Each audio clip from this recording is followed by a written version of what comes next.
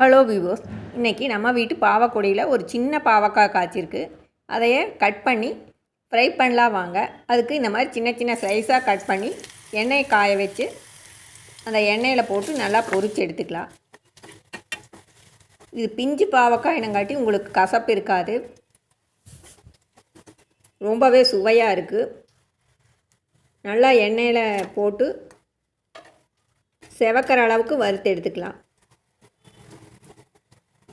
இது மாதிரி நல்லா வறுத்து எடுத்துக்குங்க. இது தயிர் சாதத்துக்கு ரொம்பவே டேஸ்ட்டாக இருக்குது. இந்த மாதிரி பிஞ்சு பாவக்காய் கிடச்சா இந்த மாதிரி ட்ரை பண்ணி பாருங்கள். அது கூட உப்பு மிளகு பொடி தூவி நல்லா மிக்ஸ் பண்ணிக்கலாம். சும்மா சாப்பிட்றதுக்கவே ரொம்ப டேஸ்ட்டாக இருக்குது.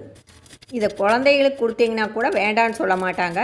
இது நம்ம வீட்டிலையே விளையிறனால எந்த வித மருந்தும் அடிக்காத ஆர்கானிக் காயாக நம்மளுக்கு கிடச்சிருக்கு. ரொம்ப ஹெல்த்